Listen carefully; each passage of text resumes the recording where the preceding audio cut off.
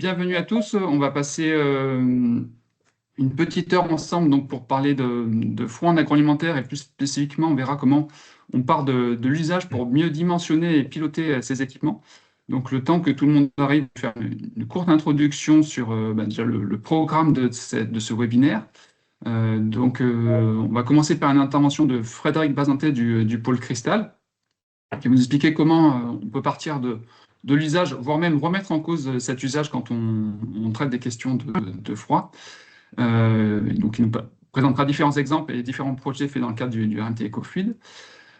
On aura également une intervention donc, du CETIAT, donc de Lucine Bagmar, qui va nous parler d'un projet qui a été mené dans le cadre de ce RMT qui s'appelle Food et Freeze et sur lequel notamment le CETIAT et Oniris sont intervenus. Donc, il nous parlera d'audit énergétique et aérolique dans un congélateur. Et puis pour finir, Cyril Toublanc, donc d'Oniris, parlera des outils d'aide à la conception donc, qui peuvent être réalisés et dans la conduite de ce congélateur, également dans le cadre de ce programme, donc de ce projet Food Day Freeze.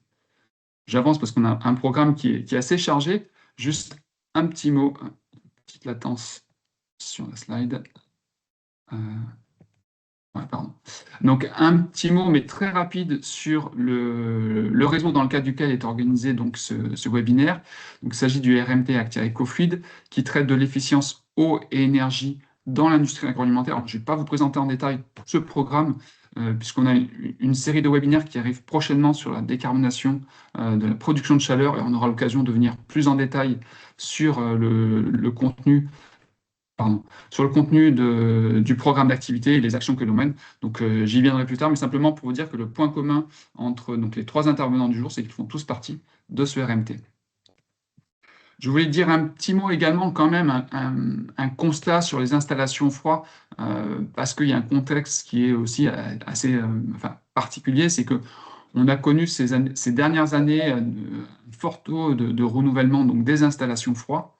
Et ces installations étaient en particulier donc poussées par les C2E, et en particulier une fiche qui portait le nom, puisqu'elle a disparu, donc la fiche 117, système de récupération de chaleur sur un groupe de production de froid, qui est abrogé très récemment, depuis le 1er août 2025, et qui avait l'inconvénient de pousser les frigoristes vers des équipements surdimensionnés parce que ça permettait de mieux financer ces équipements. Et donc, en fait, on avait un usage qui était totalement occulté dans le cadre de ces conceptions-là. Donc, l'objectif de ce webinaire, c'est de rappeler à combien l'usage est important et combien on doit le prendre en compte, parce que le fait d'avoir occulté les usages, on a surdimensionné les équipements, bien sûr, pour des raisons malheureusement financières, et ce qui a entraîné derrière une surconsommation des équipements. Donc, on voit aujourd'hui aussi beaucoup d'équipements qui sont en surconsommation. Juste une petite illustration, malheureuse pour moi, on a eu l'occasion au printemps dernier là, de faire des mesures dans le cadre d'un projet européen qui s'appelle ANEAM, donc c'est Diagnostic énergétique dans l'industrie. Et simplement, voilà, je vous partage juste le constat, je ne vais pas aller plus loin, parce qu'après je vais laisser la place aux intervenants. Mais on voit qu'on avait une consommation sur l'ancien groupe qui était autour de 400 kWh par jour. Et on a donc une nouvelle installation financée par les SDE, mais très clairement largement surdimensionnée, avec récupération de chaleur. Et on se rend compte que quand on regarde à isopérimètre, c'est-à-dire l'ancien groupe froid, plus une PAC de 28 kW électrique, qui assurait les besoins en chaleur du site, parce qu'il y avait des besoins en froid et des besoins en chaleur, et le nouveau groupe, on voit que finalement, on a multiplié quasiment par 2,5 la consommation. Alors, bien sûr, on est passé d'un groupe en étant direct à un groupe au glycolé, donc avec des pompes, etc., qui font qu'il y a un peu plus de consommation. Mais néanmoins, on voit clairement l'impact du surdimensionnement de cette installation. Donc voilà, c'est un petit peu pour lutter contre tout ça qu'on a souhaité aussi faire ce webinaire aujourd'hui. Et je vais tout de suite passer la parole donc à Frédéric Bazenté. Frédéric, si tu peux peut-être partager ton écran pour plus de fluidité. Je peux, et je vais le faire de ce pas. Alors.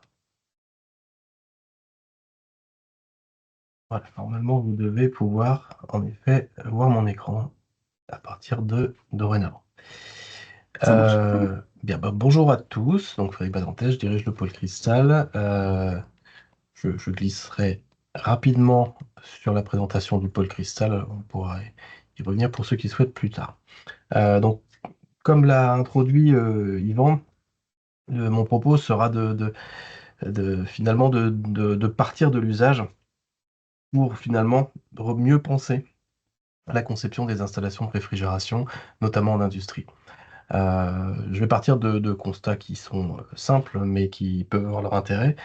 C'est que finalement, voilà, si je reprends une association qui s'appelle Negawatt, qui a fixé un certain nombre de scénarios pour accompagner la transition énergétique, la bonne manière d'aborder le problème serait de commencer par de la sobriété, c'est-à-dire comment est-ce qu'on va finalement repenser les usages pour arrêter un gaspillage énergétique, en tout cas un risque de gaspillage énergétique, et viser ce qu'on appelle l'énergie minimum requise, c'est-à-dire vraiment la juste quantité d'énergie qui permet de faire la transformation attendue, voire même, jusqu'à un certain point, d'accepter de réduire certains usages qui ne sont pas considérés comme essentiels. Donc ça, ce serait la première étape. Et derrière, on peut faire de l'efficacité énergétique, c'est-à-dire pour un même besoin identifié, aller travailler sur la réduction de la quantité d'énergie nécessaire. Donc là, on travaille plutôt sur le rendement. Et puis, dans un troisième point, finalement, une troisième étape d'une bonne transition énergétique serait d'aller quand même vers la décarbonation ou la décarbonisation, pour les deux, et de remplacer donc les énergies fossiles, d'électrifier si c'est possible et si le mix électrique aussi est adapté, et puis privilégier les énergies renouvelables autant que possible. Donc, voilà, si on prend les choses dans l'ordre, on devrait commencer par la sobriété pour ensuite faire de l'efficacité énergétique et décarboner. Seulement, ce qu'on peut constater, c'est que dans la plupart du temps, que ce soit dans les investissements qui sont faits par les entreprises, mais aussi dans les politiques publiques, l'accent est quand même le plus souvent mis à la fois sur l'efficacité énergétique et le développement des ENR. C'est vrai au niveau européen, c'est vrai dans les trajectoires nationales, et plus rarement on parle de sobriété. Alors, bon, sans doute que le mot sobriété n'est pas forcément le plus, on va dire, excitant.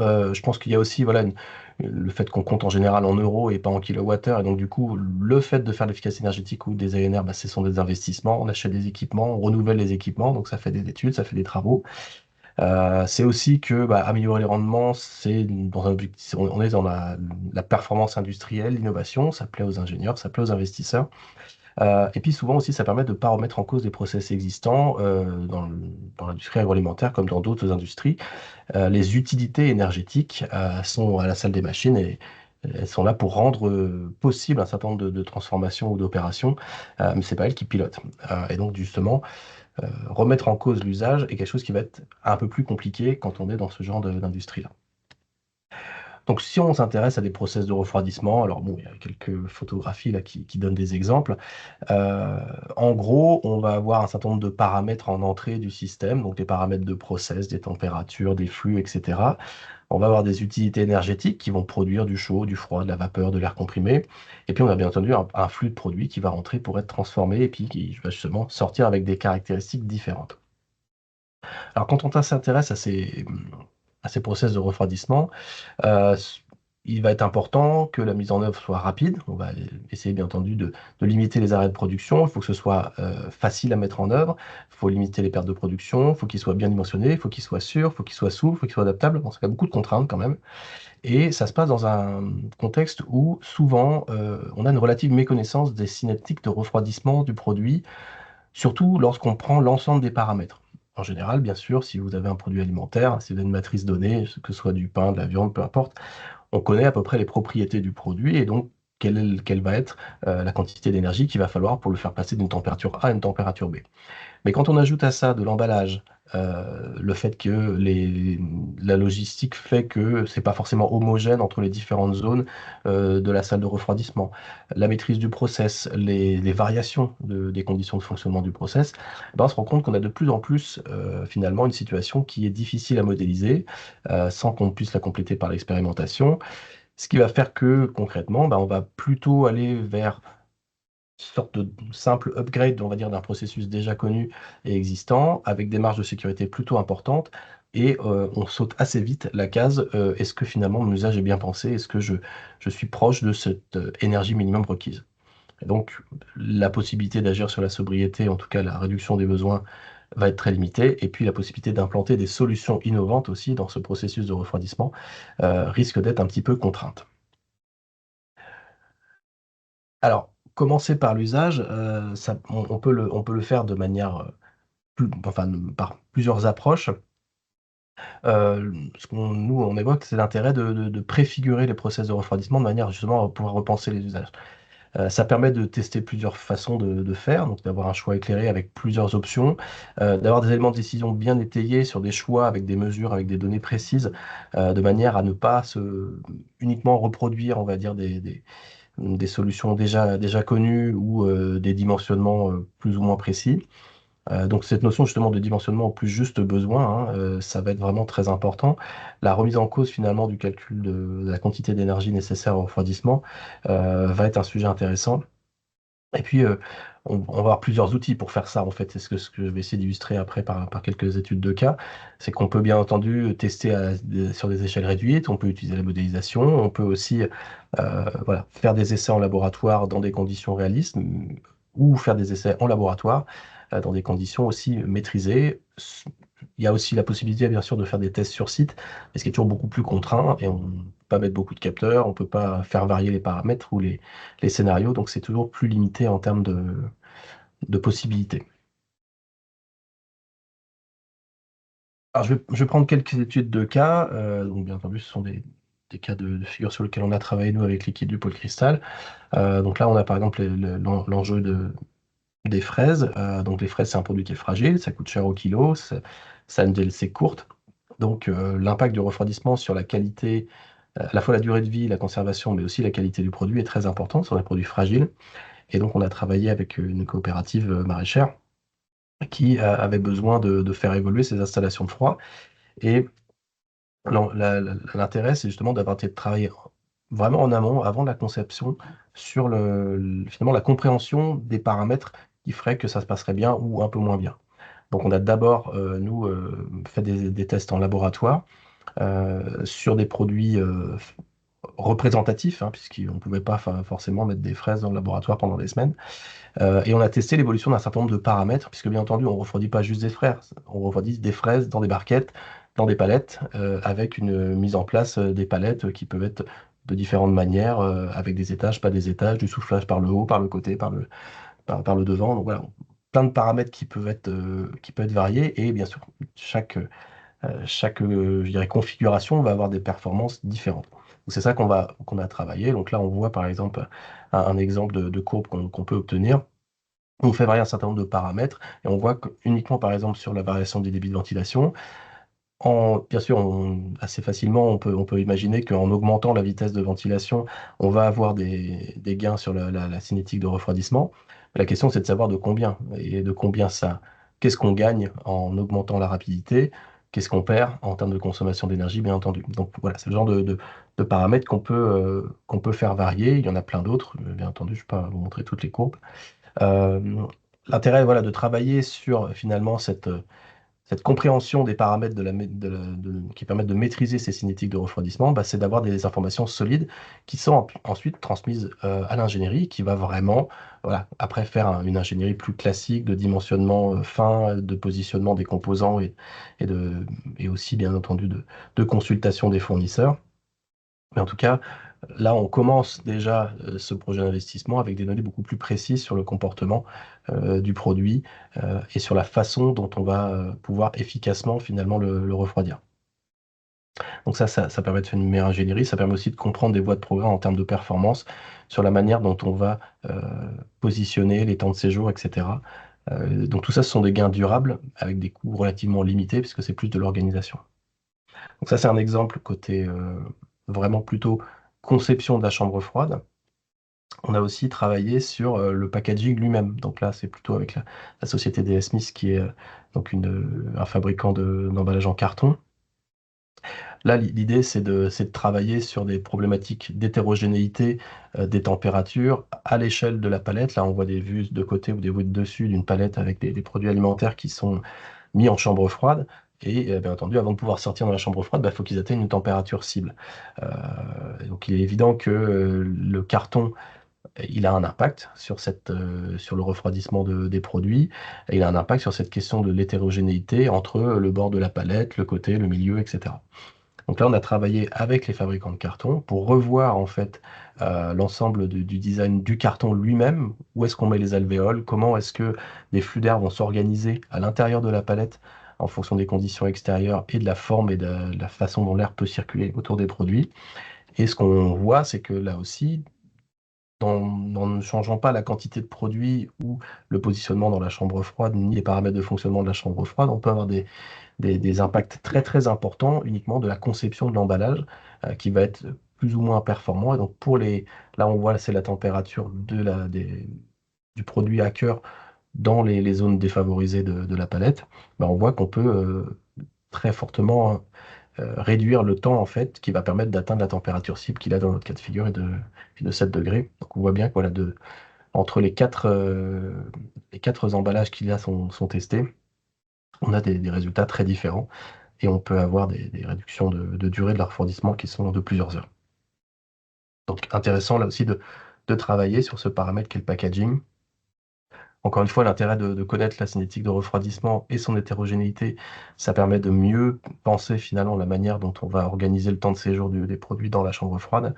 Et puis tout de suite, en fait, d'avoir des gains aussi d'énergie avec là aussi des coûts finalement relativement limités, puisqu'on est plutôt, c'est plus des problématiques de logistique et de changement de la forme d'un emballage, mais qui, une fois qu'ils sont opérés, bah, vont avoir des gains qui sont immédiats. Donc, autre exemple de projet, alors là, on va être un peu plus, je dirais peut-être un peu moins appliqué, un peu plus scientifique. Un projet qu'on a conduit avec nos partenaires de l'Adria et du LUBEM dans le cadre de l'Institut Carnot Agri-Food Transition qui a financé ce projet. Donc là, c'est un projet qu'on avait appelé Cool Control. Là, l'idée, c'est de travailler en fait d'évaluer en fait les possibilités de remonter les températures ambiantes dans des ateliers de transformation agroalimentaire avec bien entendu bah, des bénéfices évidents sur la consommation d'énergie, mais aussi des bénéfices sur la santé et la qualité de vie au travail, finalement, des opérateurs qui travaillent dans ces usines-là. Tout ceci étant fait sous contrainte, bien entendu, de la sécurité sanitaire qui ne peut pas être mise en cause et qui doit rester un paramètre de contrôle important. Donc, pour pouvoir travailler sur l'ensemble de ces aspects-là, on a développé des modèles et fait communiquer des modèles, 3 modèles pour être précis, à la fois donc des modèles plutôt de thermique qui vont prévoir la température à cœur du produit en fonction des paramètres de la recette finalement, hein, et puis aussi de la température de l'atelier. Cette température de l'atelier aussi est une donnée d'entrée d'un modèle énergétique qui lui va nous calculer les consommations d'énergie et la façon dont elles varient. Et la température à cœur du produit qui est issu du modèle thermique va, elle, être une donnée d'entrée pour un modèle de microbiologie, donc qui est en vert sur le schéma, qui lui va permettre de prévoir l'évolution des micro-organismes et particulièrement donc, des micro-organismes qui peuvent être ennuyeux, soit parce que ce sont des flores pathogènes, soit parce que ce sont des flores d'altération et qui vont avoir un impact de toute façon sur la DLC. Donc l'idée en fait de ces modèles interconnectés, c'est d'apporter finalement une vision par le calcul d'une balance bénéfice-risque en disant est-ce que si je remonte la température dans mon atelier de transformation, est-ce que je fais apparaître des risques supplémentaires au niveau de la microbiologie et quels sont les bénéfices que je peux en tirer en termes de consommation d'énergie notamment. Alors sachant que bon, les aspects qualité de vie au travail peuvent pas être facilement chiffrés, mais ils sont quand même évidemment très importants. Donc concrètement, sur ce projet-là, forcément, je suis très rapide, mais on pourra, si on a un peu de temps de discussion après, apporter des précisions. Ce qu'on a pu démontrer, c'est que sur la fabrication de saucisses, en fait, on n'a pas d'impact de l'augmentation de la température bon, donc on a fait des transformations à 4 degrés, on a fait des transformations à 12, et on a vu qu'il n'y avait pas d'impact sur la croissance particulière d'un certain nombre de bactéries, comme Listeria ou Escherichia coli par exemple. Ce qu'on a vu aussi, c'est qu'il n'y avait pas d'impact sur le côté organoleptique ou les propriétés physico-chimiques, on va dire, des produits, que ce soit la disponibilité de l'eau ou le pH, ou même la couleur par exemple. Donc ce qu'on a vu, c'est que bah, les modèles permettaient de prédire efficacement à la fois les variations de température et l'évolution des micro-organismes. Donc le côté prédictif des modèles était vérifié. Et puis bien entendu, en face euh, de ces éléments positifs, c'est-à-dire peu ou pas de changement en termes de qualité produit, que ce soit l'organoleptique ou la microbiologie, eh bien, il y a des gains d'énergie qui sont particulièrement importants. On peut aller au-delà des 30% de gains, tout en ayant des coûts d'investissement qui sont limités, voire nuls, puisqu'il s'agit uniquement de faire varier la consigne de température de l'atelier de transformation. Il reste encore des points, bien entendu, ça c'est un projet de recherche avec des résultats qui valent pour l'application qui a été testée, même si les modèles permettent d'imaginer que ça puisse être largement étendu à d'autres matrices alimentaires. Mais en tout cas, voilà.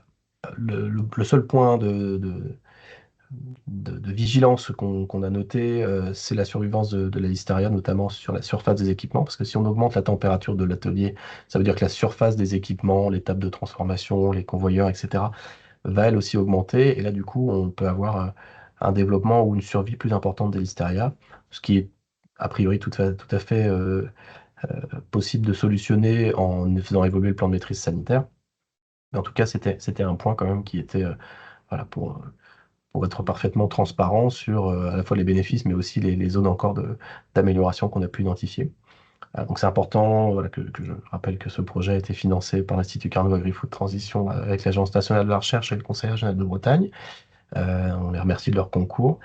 Et en tout cas, voilà, c'est un projet qui montre que, alors c'est cohérent avec d'autres projets qui ont travaillé un petit peu sur cette démarche-là de maîtrise sanitaire et en même temps remettre en cause peut-être un certain nombre d'habitudes, peut-être sursécuritaires sur la température.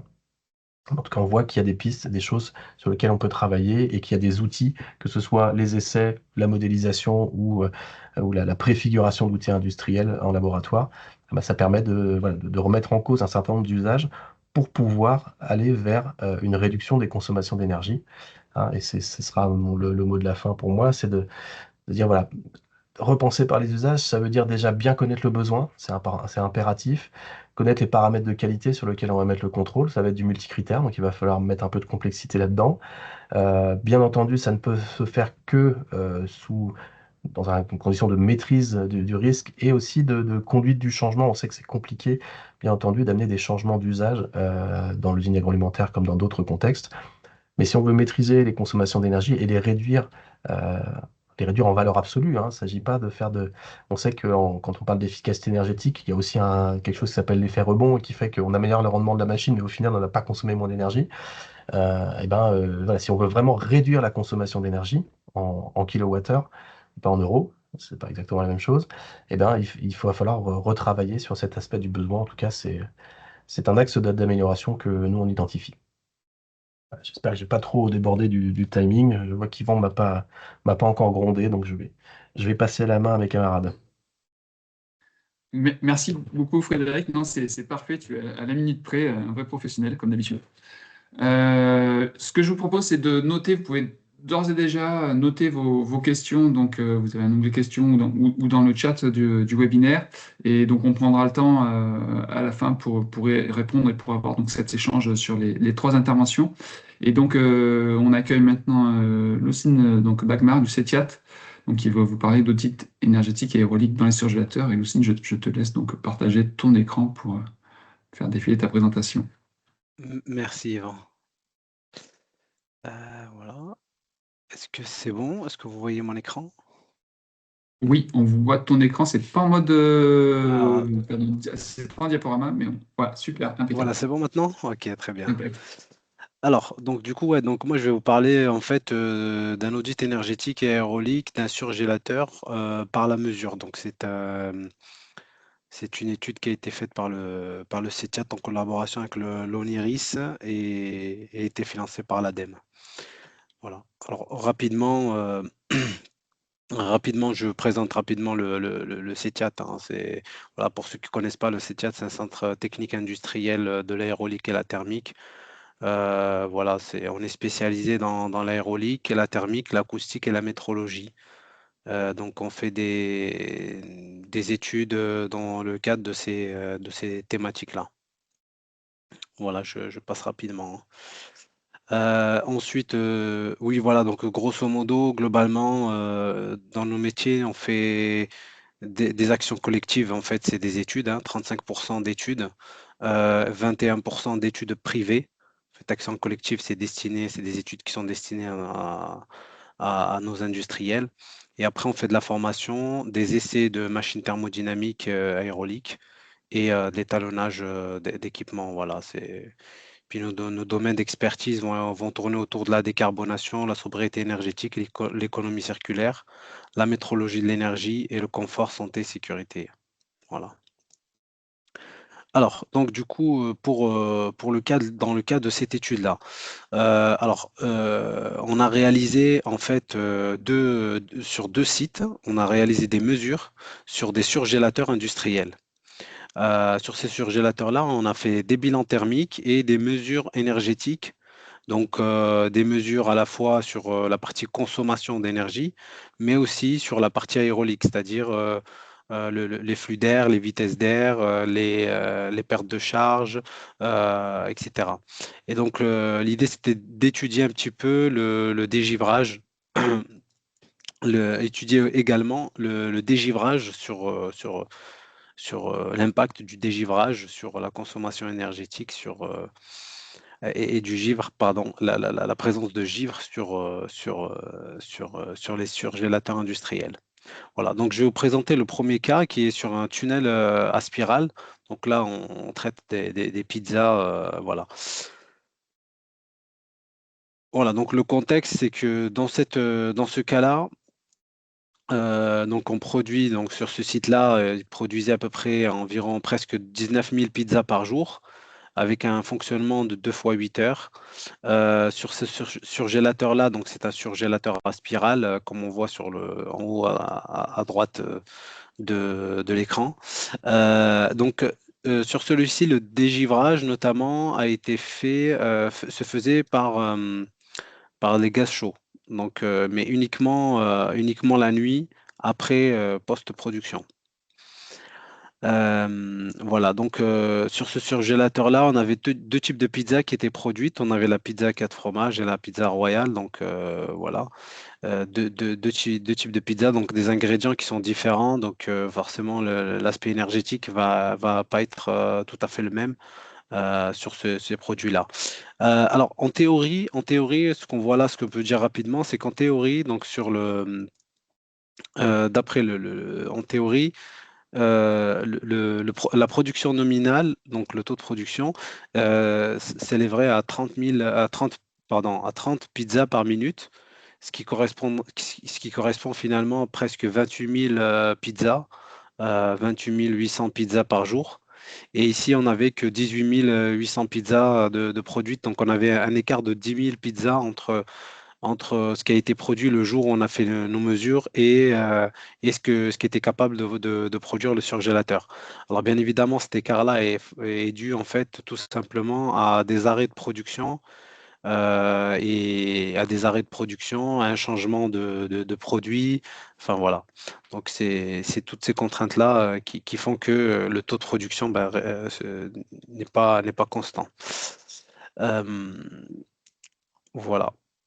Oui, un point important quand même, c'est le temps de séjour. Donc sur la pizza passe 42 minutes en fait dans le surgélateur pour passer de 40 degrés alors pas à moins 35, mais à moins 30, un petit peu presque à moins 35.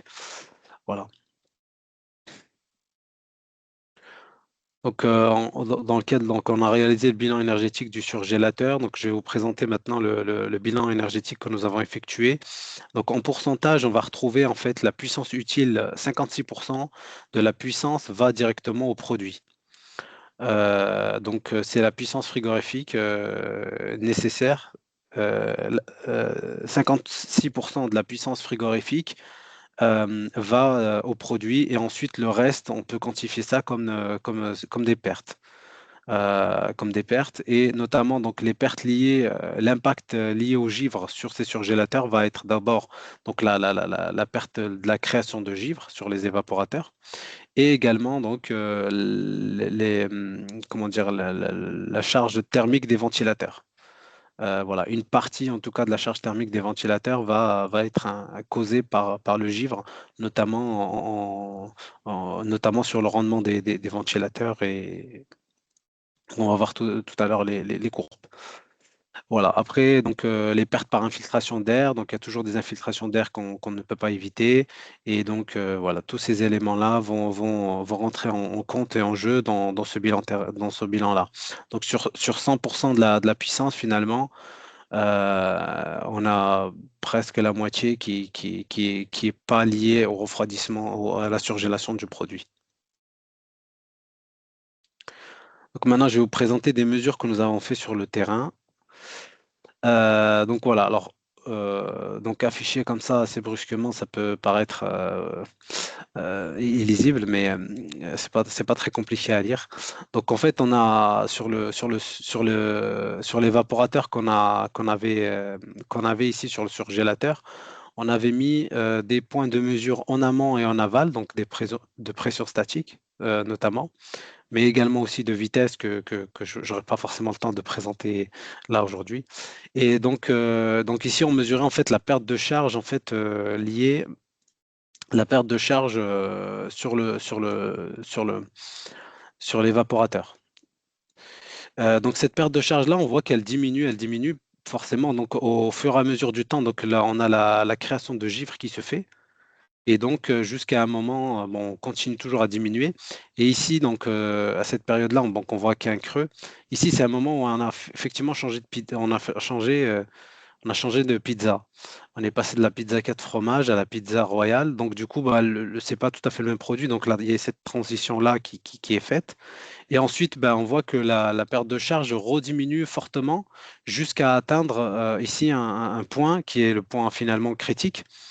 Et puisqu'en fait, les pizzas ne sortaient plus, la température des pizzas n'était plus conforme, n'était plus conforme en fait à la température du process de qualité. Voilà, on est passé quand même de 200 pascal de perte de charge à 400 pascal en 14 heures de production, qui est principalement due à la formation de givre. Donc voilà, donc l'impact du givre ici, on le voit ici. Alors ici, on voit le débit en fait du surgélateur. On voit le débit du surgélateur. On voit le débit total qui diminue au fur et à mesure du temps. Et donc forcément, donc si le débit diminue, bah forcément la puissance frigorifique va diminuer jusqu'à atteindre, donc je vous disais ici où on avait arrêté le surgélateur, on avait abaissé pour pouvoir renettoyer manuellement. Donc là, c'est les équipes qui ont nettoyé manuellement le surgélateur et ensuite pour repartir à un débit nominal souhaité. Donc forcément, le rendement aussi se voit diminuer dans cette partie-là.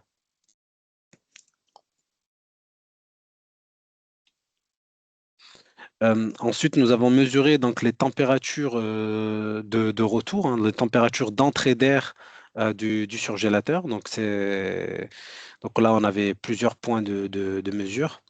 Et donc, au fur et à mesure du temps, bah, ici, donc, la température diminuait puisqu'on a démarré le surgélateur, etc. Et ici, en vert, on voit la température du fluide frigorigène qui était de l'ammoniac, ici pour ce cas-là.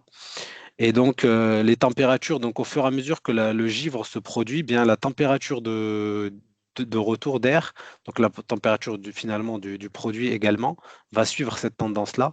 Et donc, au fur et à mesure que le givre se produit, eh bien, on a une diminution de la puissance frigorifique qui se ressent directement sur la température de soufflage d'air et donc de retour d'air. Voilà. Alors maintenant, on va voir sur un autre cas qui est un tunnel rectiligne à lit fluidisé. Donc où on va refroidir des herbes aromatiques pour les surgeler. Donc à gauche en photo, là ici, on voit donc le tunnel avec les herbes. Donc sur ce site-là, on avait donc 5 évaporateurs en fonctionnement continu qui étaient équipés de 6 ventilateurs, un dégivrage manuel et par air comprimé. Alors l'air comprimé, c'est pas vraiment du dégivrage, mais c'était pour enlever le givre qui était sur la batterie. Et en fait, parce que ce process-là, en fait, est fonctionné en continu. Et en fait, on faisait un vrai dégivrage tous les 15 jours environ. Voilà. Donc le produit rentré, le temps de traitement du produit, donc ça c'est le temps de séjour de 5 à 10 minutes selon le produit. Donc le bilan énergétique de ce cas-là, alors dans ce cas-là, sur ce cas, on retrouvait que finalement, 61% de la puissance frigorifique allait directement au produit et le reste était dû à des pertes. Alors on ne néglige jamais les pertes en fait électriques totales du surgélateur, hein, parce qu'on a le convoyeur, on a les ventilateurs, etc. Donc les ventilateurs sont toujours une part importante dans le bilan thermique finalement, et donc c'est pour ça qu'il est important d'avoir le meilleur rendement sur ces ventilateurs-là. Euh,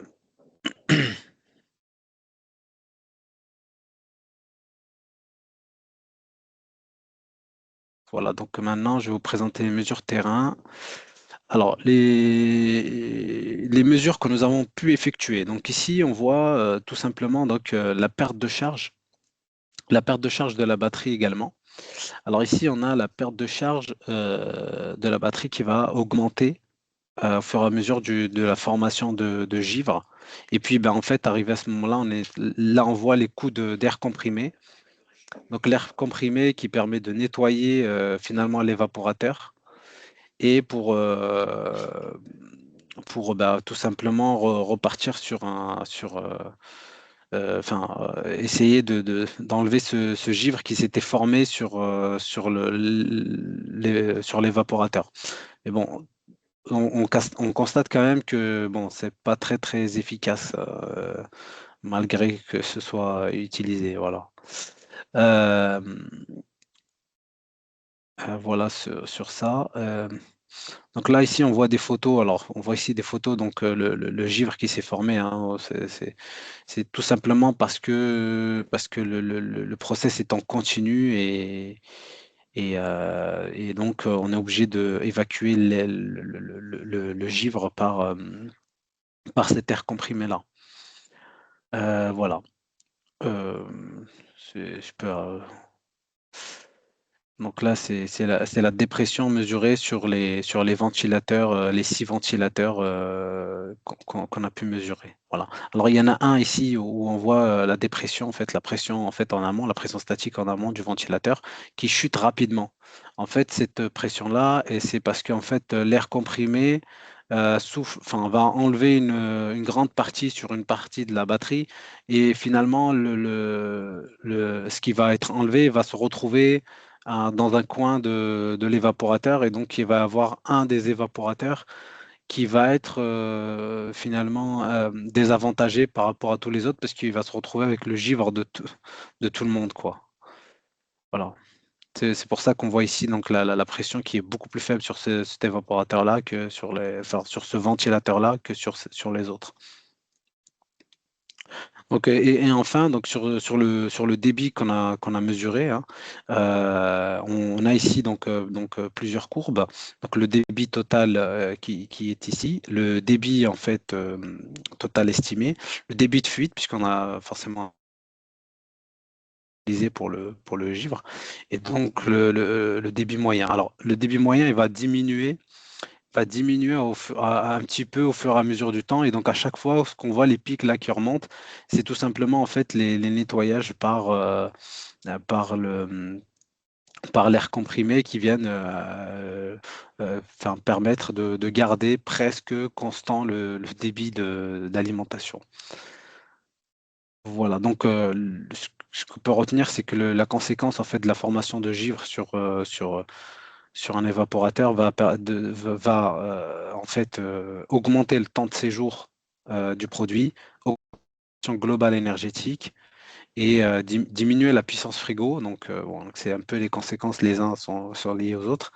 Et donc réduction du débit et surtout donc réduction du débit de production, ce qui réduit ce qu'on appelle les KPI, donc les indicateurs de performance. Voilà, j'ai terminé pour ma partie. Merci beaucoup, Lucine. Oui, si tu veux ajouter Jean, quelque chose. je pense s'il y a des questions, peut-être à la Oui, fin, on, mais on voilà. les prendra à la fin. Mais Très bien, donc je merci. laisse la parole. Merci, Lucine, pour cette présentation.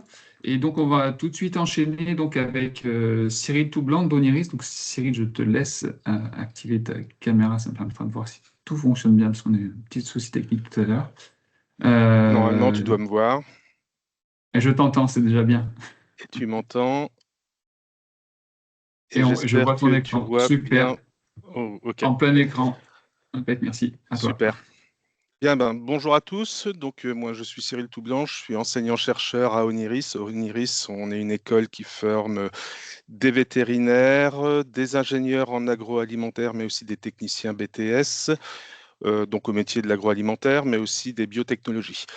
Et donc, je vais faire ici un petit focus sur un outil qu'on a développé dans le même projet qui est évoqué juste avant par Laucine, qui est le projet Food des Freeze, et qui s'intéresse finalement à une problématique industrielle assez générique, on va dire, dans l'entreprise, qui est l'impact du givre, de la formation de givre sur les échangeurs, et qui a des conséquences à la fois énergétiques, mais aussi sur la productivité des équipements. Donc, on va essayer d'aborder tout cela dans cette présentation. Donc, en termes de recherche, moi, j'appartiens à une unité qui s'appelle le GEPA, qui est une unité mixte de recherche CNRS, basée donc en Loire-Atlantique, et on regroupe toutes les forces ligériennes dans le domaine du génie des procédés.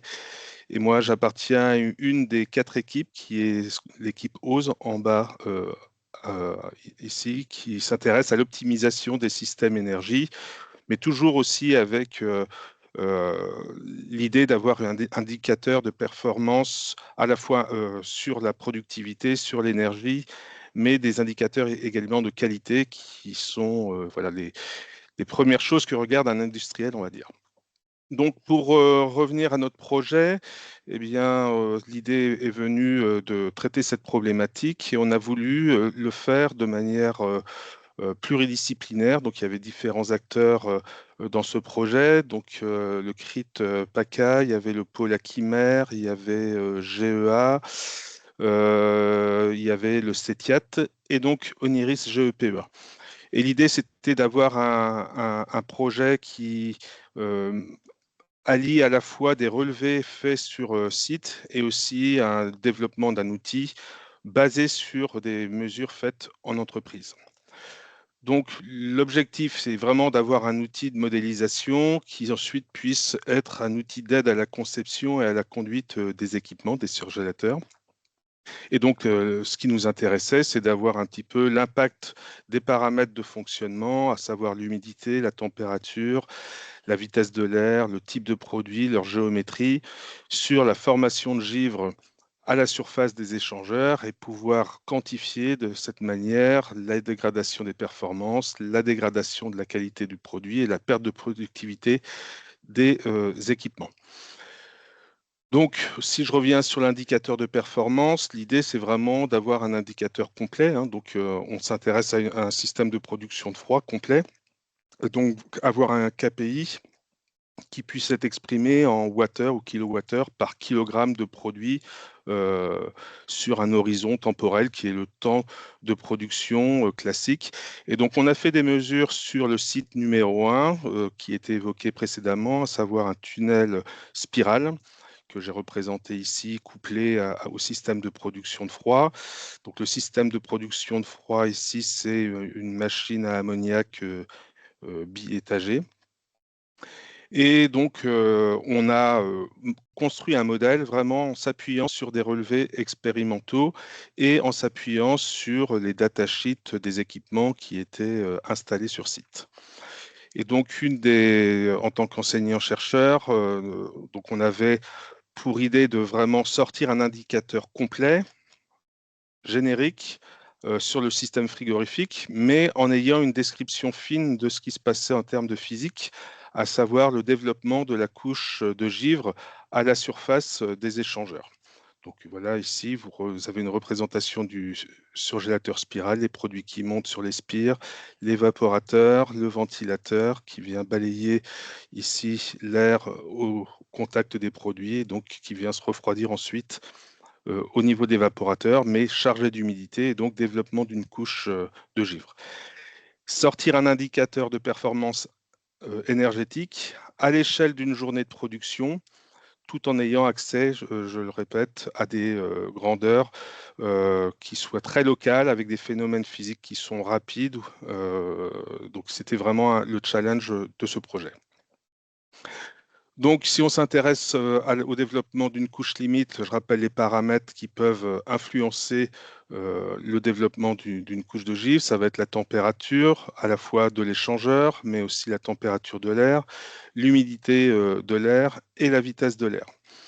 Donc ici, vous avez une représentation 2D de ce qui se passe sur la formation de givre. Vous avez de l'air qui passe au-dessus et vous allez avoir des échanges de chaleur et de matière qui vont faire que, au final, vous avez un flux de vapeur d'eau qui va venir former la couche de givre. Et donc, vous avez deux composantes. Une composante qui va être l'épaississement de la couche de givre, donc on va accroître l'épaisseur, mais aussi un autre paramètre qui est la densification de cette couche de givre, puisque vous avez un givre qui est une matrice assez poreuse et l'humidité va pouvoir pénétrer à l'intérieur selon des lois physiques qui sont connues, comme la loi de Fick rappelée ici.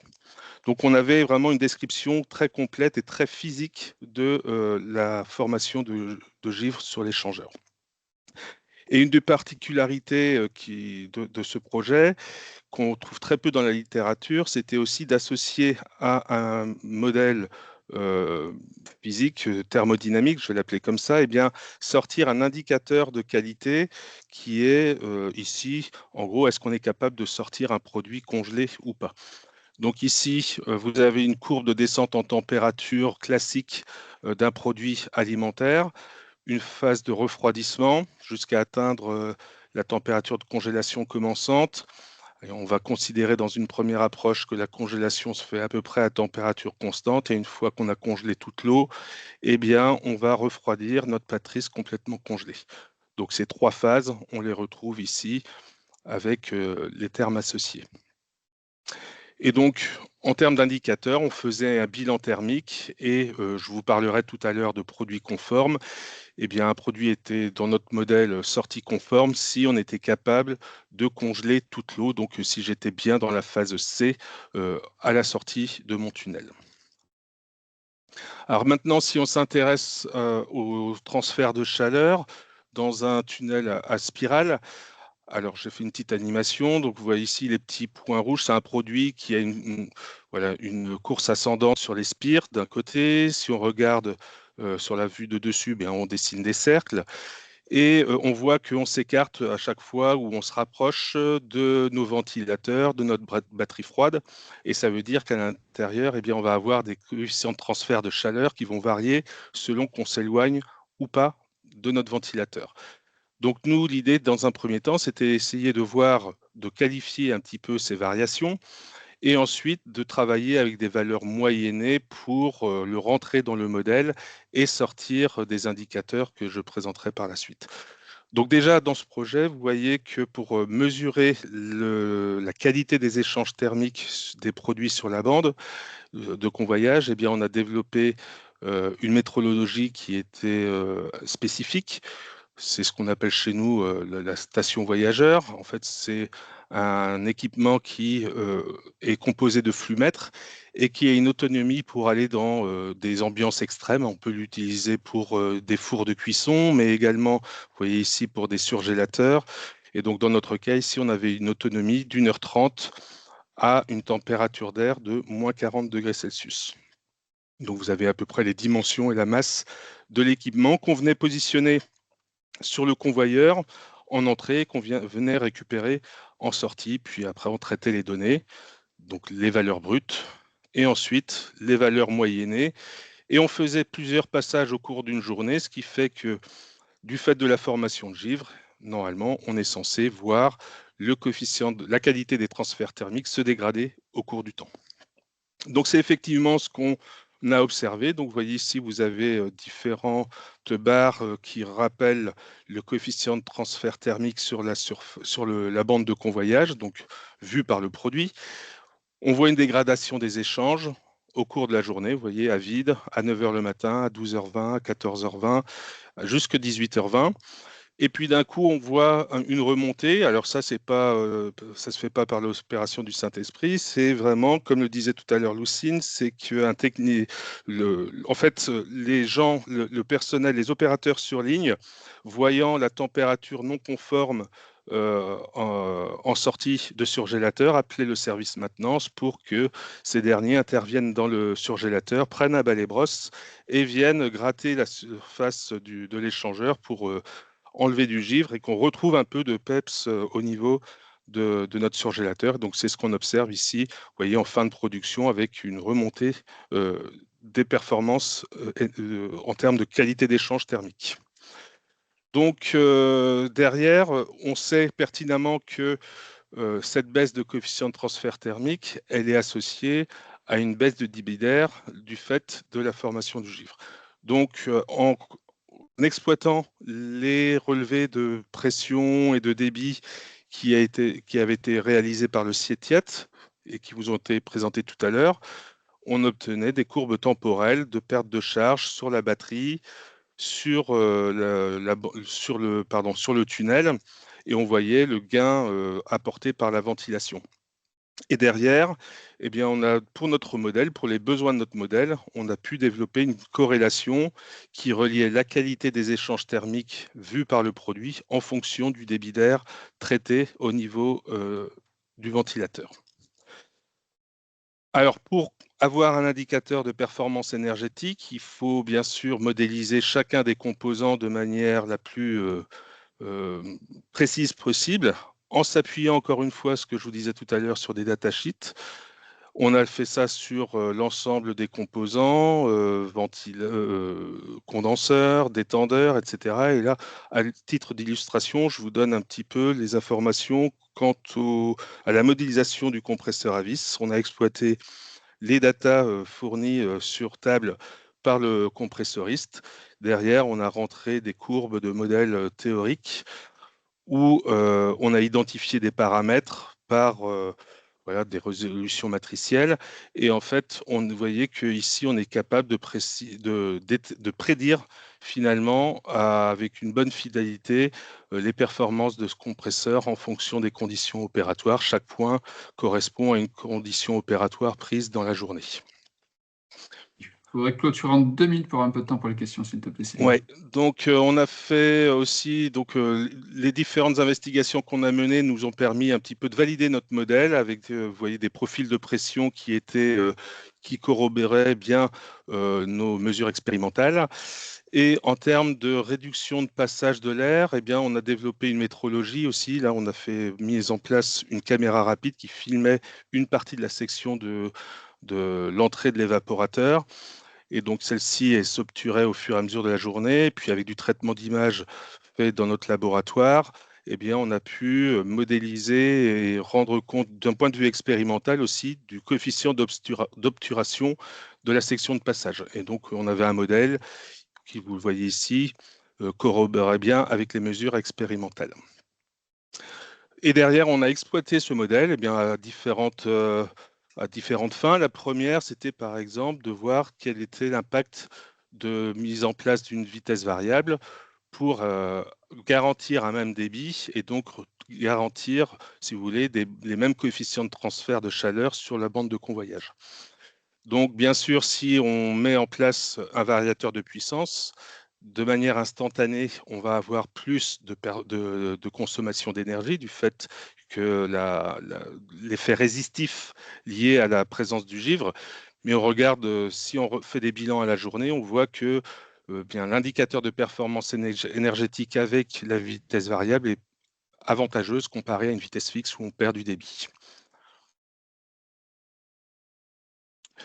Et notre modèle, eh bien, il permet aussi de définir, il pourrait, on ne l'a pas fait, mais il pourrait être utilisé à des fins de conception de batteries froides. Vous savez que sur ces types d'équipements industriels, on travaille avec ce qu'on appelle du pas des LED dégressif, c'est-à-dire qu'ici, vous avez une vue de dessus de votre échangeur avec le débit d'air qui traverse comme ceci la batterie. Eh bien, sur les échangeurs, généralement, on a 3 sections. Une première section où on a des ailettes très écartées les unes des autres pour éviter de trop vite s'obstruer. Ensuite, une deuxième zone où on vient densifier les ailettes et une troisième zone où on vient encore densifier les ailettes. Et donc, ce que permet la modélisation et qui n'est pas permis avec des expériences, c'est de rendre compte de l'évolution de la section de passage au fur et à mesure qu'on avance dans l'échangeur. Et contrairement à ce qu'on aurait pu penser, eh bien, la section qui s'obstrue le plus rapidement possible, ce n'est pas les premiers tubes d'échangeur, mais plutôt ici, dans notre cas, la partie où le pas d'ailette est plus resserré. C'est ce qu'on voit dans cette zone encadrée en rouge qui correspond à la fin de notre échangeur. Donc, c'est un outil qui peut très bien être imaginé pour faire de l'optimisation de design des échangeurs. Donc, en conclusion, nous, ce qu'on a fait, c'est qu'on a développé et validé un modèle numérique qui a été paramétré à partir de data constructeurs et qui, en plus, c'était un côté innovant, on va dire, par rapport à ce qu'on peut retrouver dans la littérature, présentait un indicateur de qualité sur les produits. Donc, ce qui nous a permis, ce modèle, c'est d'avoir une meilleure compréhension des mécanismes de formation de givre, notamment sur la répartition entre les flux de densification et d'épaississement qui vraiment sont très importants pour comprendre et ensuite analyser les performances énergétiques de ces systèmes. On a pu voir l'impact de la mise en œuvre d'une solution technique, par exemple ici, la mise en place de ventilation à vitesse variable. C'est un outil qui peut être utilisé à des fins de reconception des évaporateurs. Et en termes de perspective, c'est un outil qui permettrait tout à fait d'élaborer des jumeaux numériques et mettre en place, j'ai appelé ça comme ça, une commande un peu plus intelligente pour commander les séquences de dégivrage qui, on le sait, fonctionnent beaucoup sur des horloges aujourd'hui et qui sont très consommatrices d'énergie. Voilà, Yvan.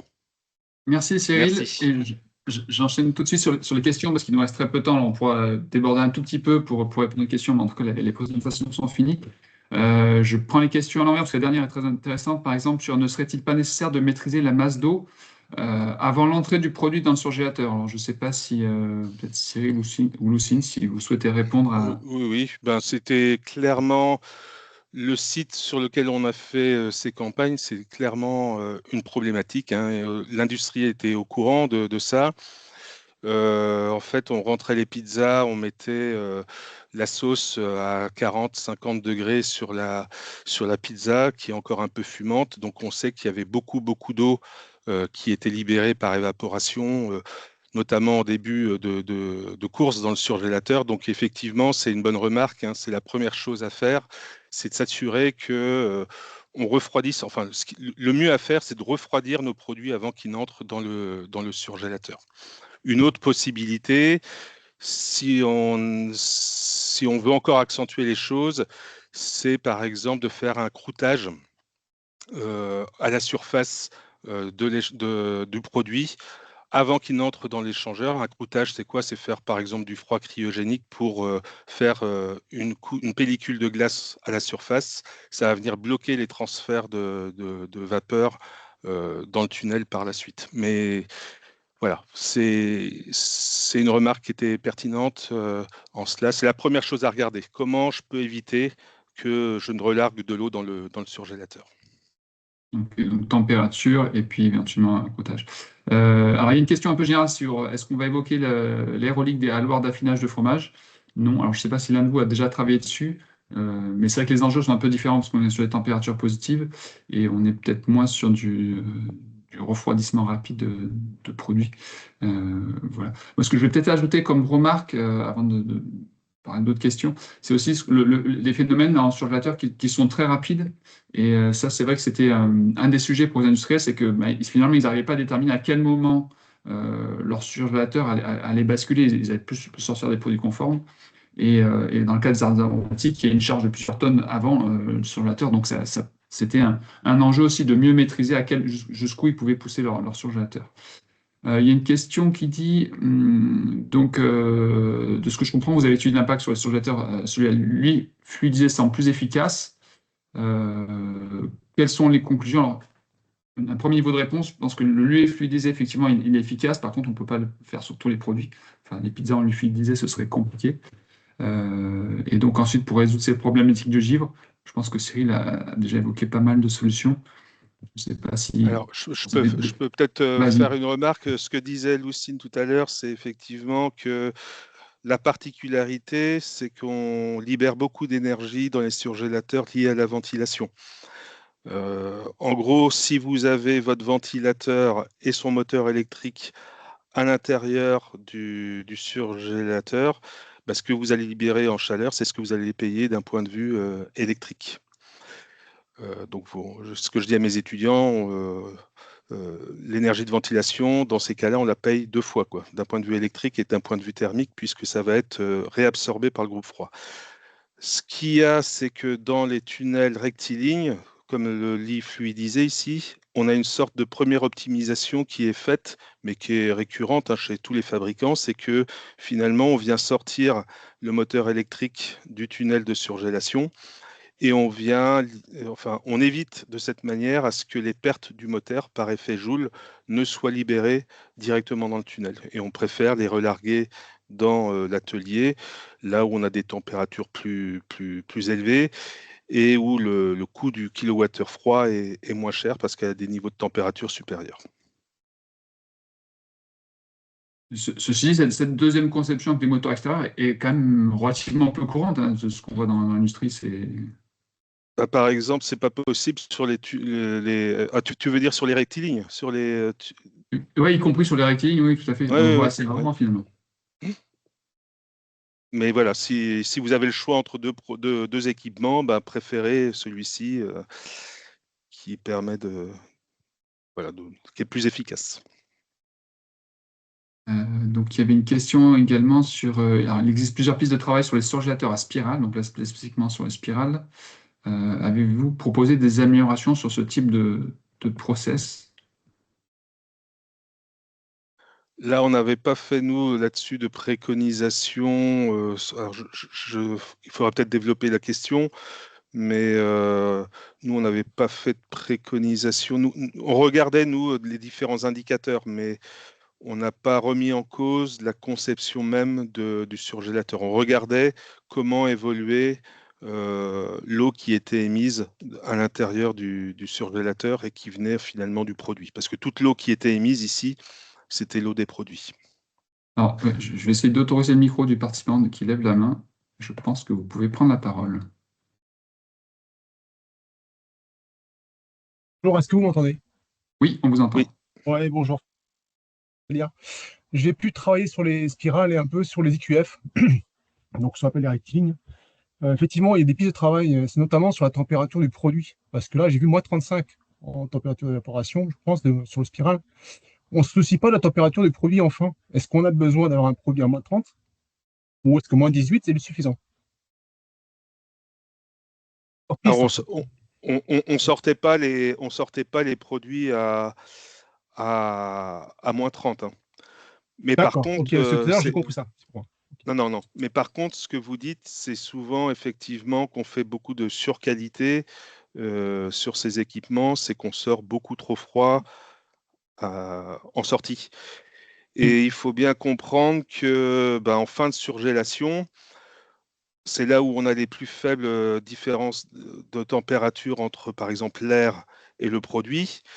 Et c'est là où on va avoir le plus de mal à extraire de la chaleur du produit pour le refroidir davantage. Et sur la fin de son parcours dans le surgélateur, ce qu'on va payer principalement, c'est la ventilation. Si on regarde poste par poste, le poste ventilation, lui, il est beaucoup plus conséquent que la part du produit en lui-même.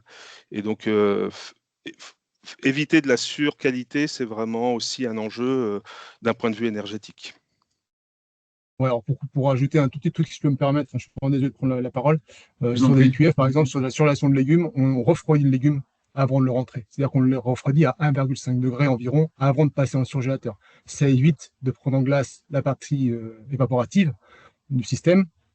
Et derrière, vous avez, ce que n'a pas été présenté, mais vous avez des batteries qui se dégivrent à la queue leu-leu. En fait, c'est un système de plusieurs batteries et derrière, vous avez un lit fluidifié, pardon, qui transporte ces produits vers l'extérieur en fin de surgélation et vous pouvez faire votre dégivrage en même temps. En fait, vous avez toujours le même tonnage qui sort, mais ça, ce sont des appareils je dirais, de plus grosses capacités où on soit environ une vingtaine de tonnes à l'heure de produits surgelés, quoi. C'est plus, on répète, sur un équipement différent. Ouais, sur du dégivrage séquentiel, effectivement, ça a été étudié. Enfin, nous, on y a réfléchi. Et puis ce projet s'insérait en fait au moment où justement le dégivrage séquentiel prenait de l'essor, parce qu'on s'est posé aussi la question de l'aspect énergétique, parce que c'est très énergivore. Enfin, comme vous dégivrez une batterie, même s'il y a des volets qui la permettent de la fermer, mais dans un environnement qui est à moins 25, moins 30 degrés. Mais vous avez tout à fait raison, ça permet par contre de prolonger la durée de Ah oui, travail. c'est largement fonctionné en 24 heures sur 24 pendant une semaine, il n'y a aucun problème. Ouais, tout à fait. Tout à fait. Et ce qu'on avait observé, parce qu'on n'a pas pu, on peut pas présenter tous les résultats, mais on a fait des audits sur un site qui avait du dégivrage séquentiel, et il faut vraiment prêter beaucoup d'attention au séquençage de cette séquence de dégivrage, parce qu'en faisant des relevés, on s'est aperçu qu'il y avait un mauvais réglage sur le site et que beaucoup de chaleur de dégivrage était relarguée dans le surgélateur, ce qui est normalement évitable si on a un séquençage, enfin un dégivrage séquentiel qui est bien paramétré. Puisque le Alors, dégivrage je suis séquentiel, d'accord pour avec vous, ceux monsieur qui... Toublanc. Ouais. Excusez-moi, je suis entièrement d'accord avec vous. Effectivement, toutes ces fuites-là. Il y a aussi un point qui a été, que j'ai pu voir sur votre schéma. Alors, je ne sais pas si c'était simplifié ou pas. C'est aussi le dégivrage. Faut éviter de faire un dégivrage sur une retour bouteille à moins 40. Ça permet de limiter les fluctuations de température d'évaporation et aussi d'avoir une meilleure performance, sur la surgélation du produit. Et si vous pouvez essayer de le repasser sur le moins 10, votre coefficient de performance sera forcément meilleur parce que vous faites du moins 10 plus 30. Vous aurez un coefficient de performance de 3,5. Ça dépend des systèmes. Alors que faire du moins 40 plus 30, et ben, du coup, forcément, votre COP, il passe à sa gueule et c'est d'autant plus d'énergie consommée. Et c'est des petites astuces comme ça. C'est pour ça que j'ai posé la question tout à l'heure, parce qu'il y a vraiment beaucoup de pistes de travail qui sont malheureusement pas forcément effectives. Tout à Oui, ça fait. fait. Et c'était une piste qu'on aurait voulu investiguer, toute la partie dégivrage, mais on n'a pas eu le temps de le faire. Et je pense que l'outil qu'on a développé là, derrière, il pourrait être repris pour vraiment prendre en compte cette partie de dégivrage et finalement aussi optimiser cette séquence qui est très énergivore. Mais ce que vous dites est tout à fait vrai. Merci. Donc, l'objectif, c'était effectivement voilà, de vous présenter ce que l'on peut observer sur notamment du dégivrage, mais on l'a vu en amont, plus globalement sur l'approche froid. Donc, n'hésitez pas, on va arrêter le webinaire à ce stade, puisque donc, on ne va pas trop déborder sur le timing. Mais en tout cas, on est à votre disposition. Si vous avez des questions, vous pouvez revenir vers nous. On vous enverra par mail un petit questionnaire et après réponse à ce questionnaire donc, de satisfaction, vous pourrez avoir accès au support des présentations. Donc, merci à tous. On espère que vous avez appris des choses sur le froid. Et donc, on a à venir une série de webinaires sur la décarbonation de la production de chaleur, donc un tout autre sujet, mais sur lequel il y a aussi beaucoup de choses à dire. Et on peut travailler, ne serait-ce avant de faire des investissements, ne serait-ce que par la sobriété, par du paramétrage des usages. Bon après-midi à tous et à bientôt. Au revoir. Merci, au revoir.